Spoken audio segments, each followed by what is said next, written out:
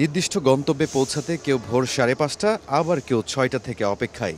কিন্তু ঘন্টার পর ঘন্টা পেরিয়ে গেলেও এখনও প্ল্যাটফর্মে এসে পৌঁছায়নি কাঙ্ক্ষিত ট্রেন। তাই তো মনিটরের দিকে তাকিয়ে বারবার যাত্রার সময় দেখছেন যাত্রীরা।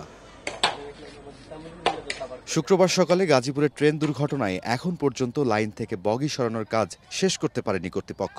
এতে উত্তর পশ্চিমাঞ্চলগামী সবকটি ট্রেনের শিডিউল ভেঙে পড়ে।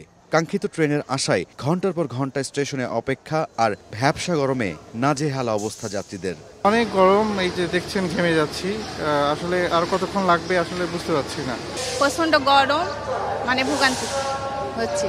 যে ব্যবসা গরম হয়েছে এতে মানুষ খুবই অসহ্য হয়ে গেছে।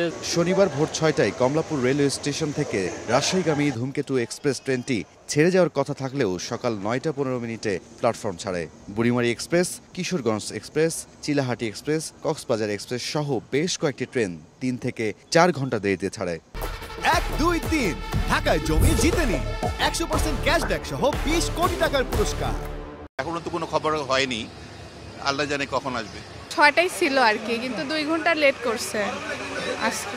কষ্ট তো হবেই, অপেক্ষার অবস্থায় 3 ঘন্টা যদি বসে থাকি তে কষ্ট হবে না। এদিকে রোববারের মধ্যে শিডিউল ঠিক হয়ে যাওয়ার আশা করছেন স্টেশন ম্যানেজার। গতকালকে একটা অনাকাঙ্ক্ষিত দুর্ঘটনা ঘটেছে।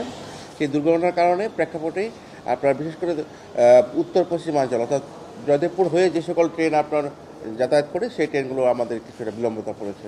তো কোনো ট্রেন 3 ঘন্টা 4 ঘন্টা বিলম্বিত হয়েছে। আশা করছি আগামীকালকের মধ্যে এটা ঠিক হয়ে যাবে। দ্রুত শিডিউল বিপর্যয় কাটিয়ে সঠিক সময়ে ট্রেন ছাড়ার দাবি যাত্রীদের। রাইদুল ইসলাম শুভ, সময় সংবাদ, ঢাকা।